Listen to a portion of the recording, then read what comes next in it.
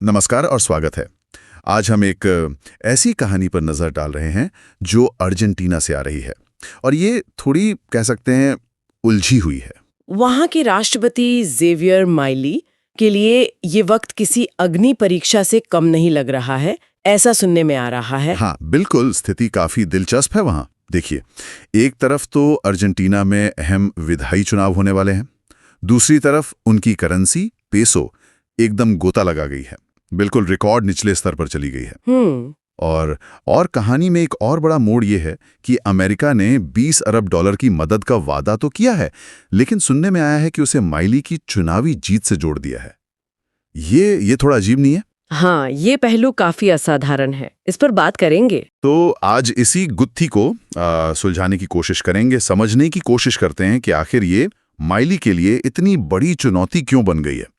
हमारे पास जो जानकारी है उसके आधार पर हम आर्थिक संकट, राजनीतिक दांवपेच, अमेरिका की इसमें क्या भूमिका है और आगे क्या हो सकता है, इन सब पर गहराई से बात करेंगे। बिल्कुल सही। ये एक ऐसी स्थिति है जहां अर्थव्यवस्था, राजनीति और आप कह सकते हैं अंतर्राष्ट्रीय रिश्ते सब एक साथ उलझ गए हैं। समझने वाली बात यह है कि माइली जो बड़े बदलाव लाना चाहते हैं, उनका जो सुधार एजेंडा है और उनका खुद का राजनीतिक भविष्य, वो अब इन चुनावों के नतीजों और बाहर से मिलने वाली मदद की शर्तों पर कैसे टिक गया है। अच्छा, तो थोड़ा पीछे चलते हैं, याद करते हैं कि माइली सत्ता में आए कैसे थे।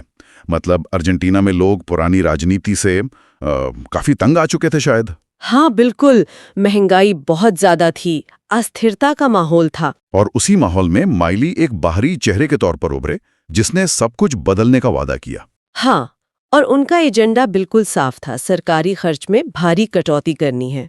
जो पुराने आर्थिक फायदे कुछ खास वर्गों को मिल रहे थे, उन पर रोक लगानी है। अच्छा। और पूरी तरह से मुक्त बाजार, मतलब कम नियम कानून और सरकार का कम से कम दखल। ये सुनने में तो कई लोगों को बहुत आकर्षक लगा था उस वक्त। लेकिन ये सुनने में जितना आसान लगता है, करने में उतना ही मुश्किल होता होगा ना, खासकर जब आप सालों से चले आ रहे सिस्टम को बदल रहे हो। बिल्कुल बिल्कुल, खासकर जब आप सालों से चले आ रहे सुरक्षा उपायों को हटाते हैं और बहुत तेजी से समायोजन करते हैं। इससे राजनीतिक जोखिम तो बढ़ना ही था। शुरू में तो काफी वाहवाही मिली, लेकिन फिर सवाल उठने लगे, जैसे इन कड़े सुधारों का बोझ आम आदमी पर कितना पड़ रहा है। क्या माइली सरकार चला भी पा रहे हैं? क्योंकि ये भी याद रखना होगा कि संसद में उनकी पार्टी के पास ज्यादा सदस्य नहीं है। हाँ, ये एक बड़ा पेंच है। और जो आर्थिक सुधार का वादा किया था, वो दिखने में इतनी देर क्यों हो रही है? ये सब चिंताएं धीरे धीरे बढ़ने लगी। और अब ये पेसो का गिरना, ये तो जैसे क्या कहेंगे, आग में घी का काम कर रहा है। जानकारी के मुताबिक चुनाव से ठीक पहले पेसो डॉलर के मुकाबले करीब 1490 तक गिर गया, जो अब तक का सबसे निचला स्तर है। ये सिर्फ एक नंबर है या इसका कोई गहरा मतलब है? नहीं, ये सिर्फ एक नंबर नहीं है, ये एक बहुत बड़ा संकेत है। देखिए, माइली ने जो करेंसी पर लगे कंट्रोल हटाए थे ना, हाँ, उससे हुआ ये कि विनिमय दर में बहुत ज्यादा उतार चढ़ाव आने लगा, अस्थिरता बढ़ गई और इससे सट्टेबाजी बढ़ी और पेसो तेजी से गिरने लगा। अच्छा। और इसका सीधा असर पड़ता है, आम लोगों का भरोसा कम होता है, महंगाई और बढ़ने की आशंका बढ़ जाती है, पैसा देश से बाहर जाने लगता है, जिसे कैपिटल फ्लाइट कहते हैं। और देश के विदेशी मुद्रा भंडार पर जबरदस्त दबाव बनता है। जो लोग बाजार पर नजर रखते हैं और देश के अंदर भी, वो इसे एक खतरे की घंटी की तरह देख रहे हैं। उन्हें डर लग रहा है कि कहीं माइली का राजनीतिक प्रभाव कम न हो जाए, जिससे उनके सुधार रुक जाएं और जाहिर है निवेशकों का भरोसा टूट जाए। तो मतलब जो एक आर्थिक परेशानी थी, वो अब सीधे सीधे एक राजनीतिक संकट बन गई है, ऐसा कहा जा सकता है? हाँ बिल्कुल। अब माइली का राष्ट्रपति बने रहना काफी हद तक इस बात पर निर्भर करता है कि वो नतीजे दिखा पाते हैं या नहीं, और क्या उन्हें इन चुनावों में जनता का समर्थन मिलता है। हाँ, ये दिलचस्प मोड़ है। आर्थिक स्थिरता और राजनीतिक वैधता अब एक दूसरे से पूरी तरह जुड़ गई हैं। सही कहा। अच्छा, अब इन चुनावों की बात करते हैं। ये साफ करना जरूरी है कि ये राष्ट्रपति चुनने के लिए नहीं हो रहे हैं, है ना? ये संसद यानी कांग्रेस की सीटों के लिए हैं। हाँ बिल्कुल। लेकिन फिर भी ये माइली के लिए इतने जरूरी क्यों हैं? इसलिए जरूरी है क्योंकि अभी उनकी पार्टी लाले बटाट अवांजा के पास संसद में बहुत ही कम सीटें हैं, ना के बराबर। अच्छा। मतलब उनके लिए कोई नया कानून पास करना या दूसरी पार्टियों के साथ मिलकर कोई गठबंधन बनाना, ये सब बहुत मुश्किल है अभी। अगर इन चुनाव में उनकी पार्टी अच्छा प्रदर्शन करती है, ज्यादा सीटें जीतती है, तो उन्हें काम करने की ताकत मिलेगी, उनका जनादेश मजबूत होगा और सरकार चलाने की उनकी क्षमता बढ़ेगी। और अगर हार गए या सीटें कम रह गईं तो फिर क्या?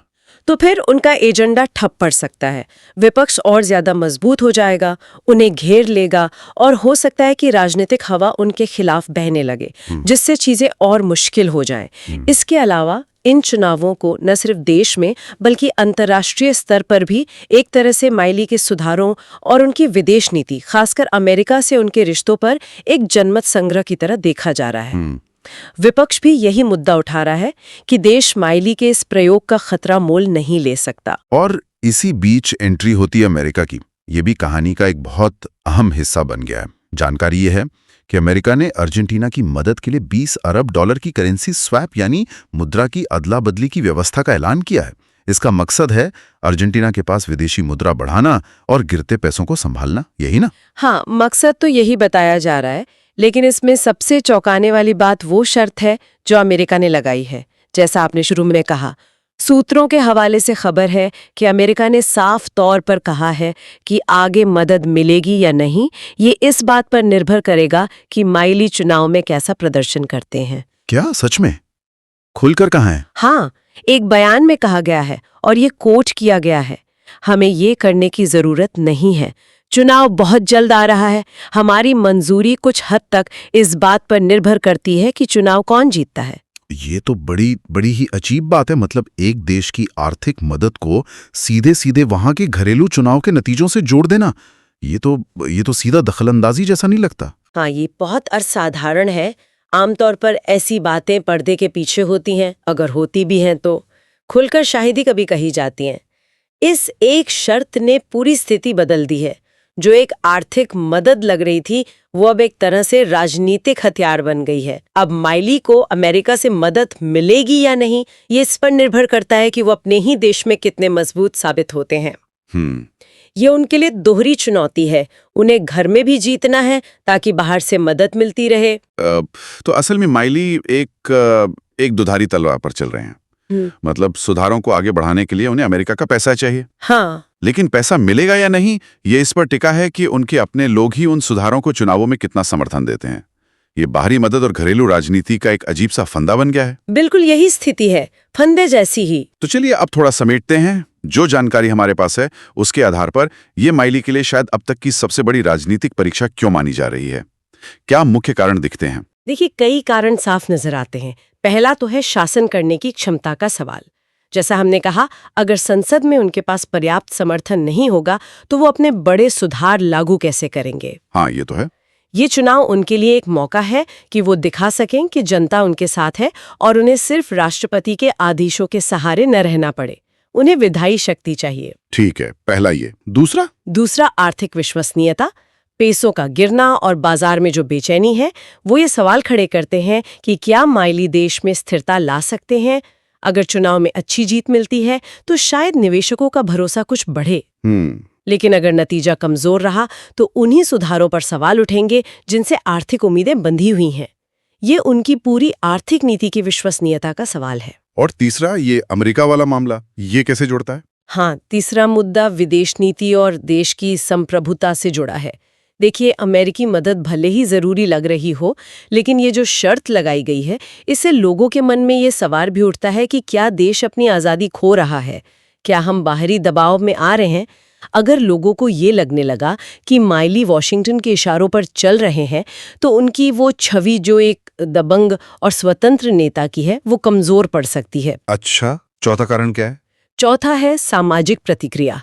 जो कड़े सुधार हो रहे हैं, तपस्या का दौर है, उसका बोझ तो समाज पर पड़ता ही है। हाँ, वो तो है। अगर लोगों का सब्र टूट गया या उन्हें लगा कि ये सुधार सिर्फ अमीरों के लिए है या सरकार उनकी परवाह नहीं कर रही, तो विपक्ष इसका फायदा उठा सकता है।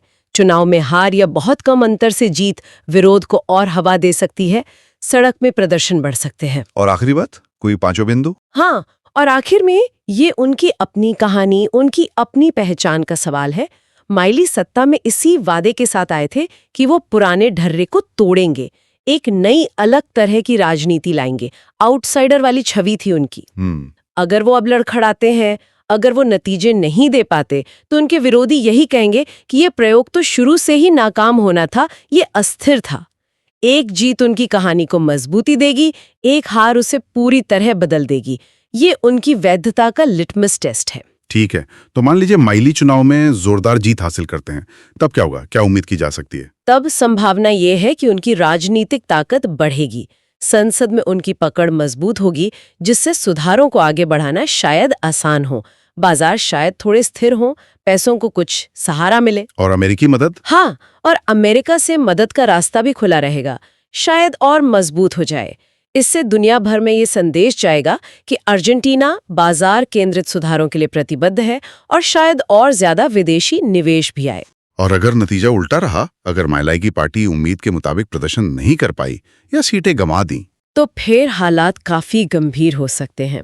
बाजार का भरोसा और गिर सकता है, पेसो शायद और तेजी से नीचे जाए, बाप रे। और हो सकता है कि अमेरिका मदद देने पर दोबारा सोचे या हाथी खींच ले। ये भी संभव है। और राजनीतिक तौर पर? राजनीतिक तौर पर विपक्ष उन पर हावी हो जाएगा, सुधारों की रफ्तार धीमी पड़ जाएगी या रुक भी सकती है, और अर्जेंटीना शायद फिर से उसी आर्थिक अस्थिरता और संकट के दुष्चक्र में लौट जाए जिससे निकलने की वो कोशिश कर रहे हैं। लेकिन चाहे जो भी हो, नतीजा कुछ भी आए, पूरी दुनिया, खासकर लैटिन अमेरिका के दूसरे देश और बड़े निवेशक इस पर बहुत बारीकी से नजर रखे हुए हैं। हाँ, ये बात तो है। अर्जेंटीना में जो हो रहा है वो सिर्फ अर्जेंटीना की बात नहीं है। यहाँ की सफलता या विफलता उन देशों के लिए एक सबक होगी जो गहरे कर्ज में डूबे हैं और बाहरी मदद पर निर्भर है। ये बताएगा कि क्या ऐसे मुश्किल हालात में माइली जैसे कट्टरपंथी सुधार वाकई कामयाब हो सकते हैं या नहीं। लेकिन कहानी में कुछ और पेच भी हो सकते हैं ना, कुछ ऐसी बातें जिन पर शायद अभी उतना ध्यान नहीं जा रहा है, जिनको वाइल्ड कार्ड कह सकते हैं, मतलब अनिश्चितता वाले कारक। हाँ बिल्कुल, ऐसे कई कारक हैं, जैसे कि राजनीतिक बिखराव। मान लीजिए माइली की पार्टी कुछ सीटें जीत भी जाती हैं, तब भी क्या वो दूसरी पार्टियों को साथ लेकर चल पाएंगे, एक स्थिर गठबंधन बना पाएंगे? उनका अंदाज तो थोड़ा टकराव वाला रहा है। हाँ, उनका जो टकराव वाला अंदाज है और वो जिस तरह खुद को सबसे अलग दिखाते हैं, उससे गठबंधन बनाना मुश्किल हो सकता है, भले ही सीटें बढ़ जाएं। और क्या हो सकता है? में कमजोरी की मुद्दे भी अचानक उभर सकते हैं और उनकी लोकप्रियता कम कर सकते हैं। जानकारी में ऐसे कुछ संकेत मिले भी हैं पहले, जैसे क्रिप्टो करेंसी को लेकर कुछ बातें थीं या सरकारी खर्चों पर नजर रखने में ढिलाई के आरोप। अच्छा, माइली की सरकार पर ऐसे आरोप लगते रहे हैं। ये चीजें भी चुनाव से ठीक पहले या बाद में माहौल बदल सकती हैं। और ये बाजार का क्या, वो तो बहुत बहुत तेजी से प्रतिक्रिया देते हैं। हाँ बिल्कुल, मुद्रा बाजार और सट्टेबाजी का जोखिम हमेशा बना रहता है। बाजार वाले सिर्फ नीतियों पर नहीं, बल्कि राजनीतिक नतीजों पर भी दांव लगा रहे होते हैं। अगर चुनाव के नतीजों से जरा भी अनिश्चितता या उलटफेर का संकेत मिला, तो करेंसी और बाजार तुरंत नीचे जा सकते हैं, चाहे नीतियां सही भी लग रही हों। अमेरिका वाला पहलू भी तो स्थिर नहीं है शायद, मतलब उनकी अपनी राजनीति। सही कहा, अमेरिका की अपनी घरेलू राजनीति भी इस मदद के टिके रहने पर असर डाल सकती है। क्या पता अमेरिका में ही सरकार बदल जाए या प्राथमिकताएं बदल जाएं। अमेरिका के अंदर भी इस तरह की मदद की आलोचना हो सकती है। तो ये मदद सिर्फ अर्जेंटीना के चुनाव नतीजों पर ही नहीं, बल्कि अमेरिका की अपनी राजनीतिक स्थितियों पर भी निर्भर करेगी। और सबसे बड़ी बात, अगर इन सुधारों का दर्द बहुत ज्यादा हुआ और नतीजे जल्दी नहीं दिखे, तो जनता का सब्र। हाँ, ये सबसे बड़ा जोखिम है शायद। सामाजिक अशांति बढ़ सकती है, लोग सड़कों पर उतर सकते हैं, बड़े पैमाने पर विरोध प्रदर्शन हो सकते हैं। इससे सरकार चलाना और मुश्किल हो जाएगा और शायद निवेशक भी डर जाएं। ये एक ऐसा वाइल्ड कार्ड है जो सब कुछ बदल सकता है। तो कुल मिलाकर राष्ट्रपति जेवियर माइली और अर्जेंटीना एक बहुत ही नाजुक, एक अहम मोड़ पर खड़े हैं। एक तरफ गिरता हुआ पैसों और आर्थिक अनिश्चितता है, दूसरी तरफ ये महत्वपूर्ण विधायी चुनाव और अमेरिका की वो सशर्त मदद वाली तलवार लटक रही है। माइली इन चुनावों में सिर्फ अपने सुधारों का ही नहीं, बल्कि अपने पूरे नेतृत्व के तरीके का, अपनी पूरी राजनीतिक पहचान का बचाव कर रहे हैं, ऐसा लगता है। दांव वाकई बहुत ऊंचे लगे हैं, इसमें कोई शक नहीं। इन नतीजों से तय होगा कि अर्जेंटीना बड़े बदलावों के इस कट्टरपंथी रास्ते पर आगे बढ़ता है या फिर संकट और अस्थिरता के पुराने चक्कर में वापस फंस जाता है। ये माइली के राजनीतिक, आर्थिक और उनके वैचारिक नजरिए की शायद सबसे बड़ी, सबसे कठिन परीक्षा है। अगले कुछ दिन या तो उनके इस महत्वाकांक्षी सपने को मजबूती देंगे या उसे गंभीर खतरे में डाल देंगे। और जाते जाते एक सवाल हम सोचने के लिए छोड़ जाते हैं, किसी देश के आर्थिक भविष्य के लिए ये क्या मायने रखता है जब बाहरी अंतर्राष्ट्रीय मदद सीधे सीधे उसके घरेलू चुनाव के नतीजों से इतनी कसकर जुड़ जाए? क्या ये स्थिति लंबे समय में अर्जेंटीना की अपनी पहचान, उसकी संप्रभुता और स्वतंत्रता के लिए ठीक है? इस पर विचार किया जा सकता है।